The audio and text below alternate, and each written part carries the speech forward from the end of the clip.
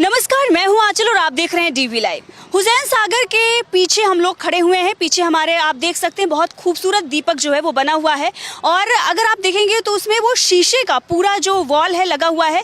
यहाँ पास में जो भी बिल्डिंग है और रोड पे जो गाड़ियाँ चल रही हैं वो उसमें दिखाई दे रही हैं। अब इस खूबसूरत नज़ारे के साथ यहाँ पर हम तेलंगाना चुनाव की जो भी जानकारी है, जो भी अपडेट है वो आपको दे रहे हैं। आज सभी जानते हैं आप लोग कि चुनाव प्रचार का आखिरी दिन था। चुनाव का जोर शोर जो है आज वो थम चुका है। सारी पार्टियां जोर लगा रही हैं। कांग्रेस, राहुल गांधी और प्रियंका गांधी आज यही डटे हुए थे।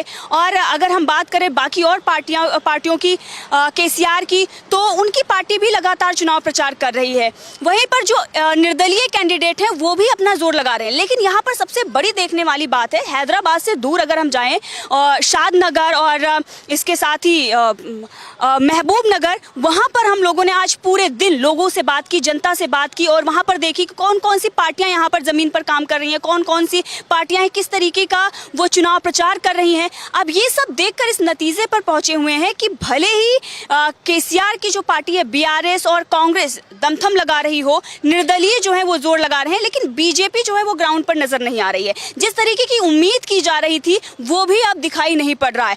ये उम्मीद की जा रही थी कि चुनाव प्रचार का आखिरी दिन है तो प्रधानमंत्री नरेंद्र मोदी की एक दो रैली होगी, कहीं ना कहीं तो जनसभा होगी ही। प्रधानमंत्री नरेंद्र मोदी के ही चेहरे पर लगातार विधानसभा बीजेपी लड़ रही है तो यहाँ भी कुछ उनका ऐसा देखने को मिल जाएगा, लेकिन वो सारी चीज़ें जो नहीं दिखाई दी। अब इसी के साथ हम बात करें तो हमारे जो सीनियर्स हैं उनसे बात करेंगे कि क्या कुछ आज का जो माहौल रहा। और सर, इस वक्त अगर हम देखें तो चुनाव प्रचार का आखिरी दिन है, तो आज जो कुछ भी दिखाई दिया वो नज़र आएगा कि 30 तारीख को क्या होने वाला है। तो सबसे पहले आपसे बात करेंगे राजीव जी और हमारे साथ हैं प्रशांत टंडन जी, आप सभी जानते हैं हमारे सीनियर हैं।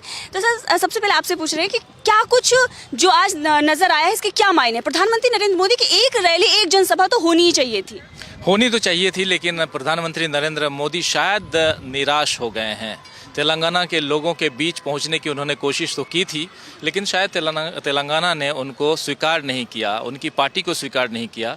आप याद कीजिए कि कुछ साल पहले तक तेलंगाना में पैर पसारने की कोशिश बहुत हुई थी जब सरकार थी कर्नाटक में, लेकिन अब परिस्थितियां बदलती हुई दिखाई दे रही हैं। परिवर्तनशील पूरा का पूरा इंसान का जीवन है, तो उस हिसाब से सियासत भी है और सियासत में ये दिखाई दे रहा है कि अब यहाँ लड़ाई जो है वो बीआरएस की और कांग्रेस पार्टी की है और ये दोनों पार्टियां आपस में बहुत मजबूती के साथ लड़ रही हैं। जैसा आप बता रही थी अभी शादपुर की बात और फिर महबूब नगर, हम शादनगर, महबूब नगर, इन सब जगहों पे हम लोग आज जब गए तो हमने देखा कि परिस्थितियां जो हैं कितनी चेंज हो चुकी हैं। लोग अब मुखर होकर खुलकर बातें कर रहे हैं और उनको परिवर्तन चाहिए, ये भी कह रहे थे। प्रशांत जी भी थे क्या? प्रशांत जी जी, देखिए, महबूब नगर की एक बड़ी खास बात है जो हम लोग गए, वो ये कि महबूब नगर लोकसभा के अंदर जो विधानसभा की सीट है, अधिकांश सीटें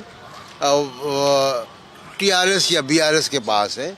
और आज जब हम वहाँ गए तो हमने जब सड़कों पे बात की, महिलाओं से बात की, दुकान के लोगों से बात की, मिडिल ऑटो वालों से बात की, आपने बात की है, और मिडिल क्लास लोगों से बात की, और एक रैंडम जो एक राय दिखाई दे रही है, क्योंकि हम बिना किसी योजना के वहाँ गए थे, जो सामने पड़ा उससे बात कर ली। एक रैंडम जो राय नज़र आ रही है कि कांग्रेस बड़ी मजबूती के साथ उभरी है वहाँ पे, और थोड़ा सा लोग वोकल भी हैं। बहुत से लोग बोलने में कतराते हैं, लेकिन काफ़ी लोगों ने बहुत खुले तौर पे कहा कि हमको बदलना है सरकार। तो ये एक संकेत मिल रहा है, क्योंकि हैदराबाद में जब आप रहते हैं तो हैदराबाद में क्योंकि ओवैसी फैक्टर है और ओवैसी फैक्टर की वजह से दूसरी तीसरी आवाज़ें यहाँ कम सुनाई पड़ती हैं, लेकिन जब बाहर निकलते हैं तो लगता है। तो कल जो हम लोग गए नलगोंडा और आज हम महबूब नगर गए, और दोनों जगह हमको ये दिखाई दिया कि कांग्रेस की बातें काफ़ी हो रही हैं और ये बड़ा दिलचस्प होगा 3 तारीख को जब नतीजे आएंगे। थोड़ा सा आभास लग रहा है कि जनता 30 तारीख को क्या करने जा रही है। बिल्कुल, आपने देखा होगा जो मुखर होकर जितना ओपनली बातें कर रहे हैं लोग और कह रहे हैं कि खुल के कह रहे हैं कि कांग्रेस की सरकार चाहिए। कई लोगों ने आपसे बात की, रेवंत रेड्डी की बात कर रहे हैं। नॉर्थ इंडिया में ऐसी बातें नहीं होती हैं। हम लोग राजस्थान में भी थे तो राजस्थान में भी बहुत अलग ढंग से ट्रिकी वे में हम लोगों को बात करनी होती अंदाज थी। लगाना पड़ता है। अंदाज लगाना पड़ता है। यहाँ लोग यहाँ खुल के बोल रहे हैं लोग। आप सीधे सवाल कर रही थी कि लेकिन सर ये होता है कि मतलब वहाँ पर हम सीधे सवाल नहीं कर सकते आप किसको वोट, क्योंकि वो उनका अधिकार है। लेकिन हम ये बोलते कि कौन से मुद्दे को लेकर जा रहे हैं, जैसे हम बोलते कौन से मुद्दे, तो वो सीधे मुद्दे जाए भाड़ में, हमें जो है वो कांग्रेस की सरकार चाहिए। पहले जो दुकानदार हैं वो थोड़ा सा कतरा रहे थे क्योंकि उनका बिजनेस चल रहा है, उनको थोड़ी सी है। लेकिन जब हमने, और मिडिल क्लास फैमिली है जिनको लग रहा है कि हाँ हमारे जो दुख दर्द है वो नहीं सुना जा रहा है, तो वो खुलकर बात कर रहे हैं, ऑटो वाले बात कर रहे हैं। दीवार है, भाषा की भी दीवार है। हाँ, भाषा की एक दीवार है कि बहुत अच्छे तरीके से आंध्र प्रदेश, तेलंगाना के अंदर हमारी बात नहीं समझ पाते। हिंदी हैदराबाद में समझ लेते हैं, लेकिन भाषा की भी एक दीवार है जिसकी वजह से वो बात पूरी तरीके से समझ नहीं पाते और कह नहीं पाते। आपने बिल्कुल सही कहा। अगर अभी आप देखें मेन स्ट्रीम मीडिया में शहरी इलाकों को दिखाया जा रहा है, यहाँ हैदराबाद की बातें बताई जा रही, तो यहाँ पर जो हिंदी भाषी लोग हैं वो उनको बहुत आसानी से मिल जाते हैं, ज़्यादा मेहनत नहीं करनी पड़ती है। लेकिन अगर हमारी बात करें तो हम पोचमपल्ली जाते हैं, वहाँ पर भी हमें ट्रांसलेटर की ज़रूरत पड़ती है। जो भी हिंदी समझते हैं उन लोगों से किसी तरीके से बात करके वहाँ का माहौल जो है वो समझने की कोशिश करते हैं। फिर नलगोंडा जाते हैं और फिर महबूब नगर जाते हैं, शादनगर जाते हैं। तो ऐसे इलाकों में जब हम गाँव में पहुँचते हैं तो वहाँ का जो नज़ारा है, आप देखिए क्षेत्रीय जो इलाके हैं वहाँ पर लोग जो हैं वो खुलकर बातचीत कर रहे हैं। वहाँ पर ओवैसी आपने देखा होगा सर, आप लोग हमारे साथ नहीं, ओवैसी फैक्टर तो कहीं नहीं था। ओवैसी तो जैसा आपने शुरुआत में, बिल्कुल जैसा शुरुआत में आपने कहा भी कि ओवैसी जो हैं वो ग्रेटर हैदराबाद तक ही सीमित हैं, उसके बाहर नहीं हैं।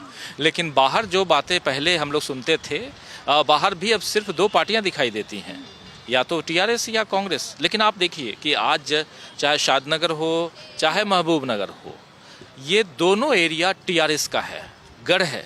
लेकिन इस गढ़ में अगर कांग्रेस की बात करने वाले लोग ज़्यादा मिले तो इसका मतलब है कि ये चुनाव किसी और दिशा में जा चुका है, और ये ही परेशानी का सबब है टीआरएस के लिए, या बीआरएस कह लें, के चंद्रशेखर राव के लिए, उनकी पार्टी के लिए। और सबसे बड़ी बात ये कि जैसा हम लोग पहले से कहते आ रहे हैं कि ये टफेस्ट चुनाव है, टफेस्ट इलेक्शन है, और 3 तारीख को पता चल जाएगा क्या कुछ होना है। लेकिन सब मुश्किल में है इस वक्त। जी बिल्कुल, आपने सही कहा।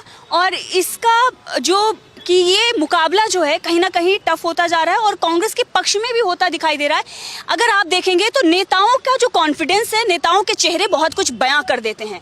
प्रधानमंत्री नरेंद्र मोदी गायब रहते हैं, केसीआर जो हैं आप देख रहे हैं कि मुझे याद है कि जब पहला इलेक्शन था विधानसभा का, जब तेलंगाना बना था, तो 300 रैलियां उन्होंने कर दी थी, 300 जनसभाएं कर दी थी। एक दिन में 4 से ज़्यादा जनसभाएं वो कर रहे थे, तभी उनको जाकर बहुमत मिला था।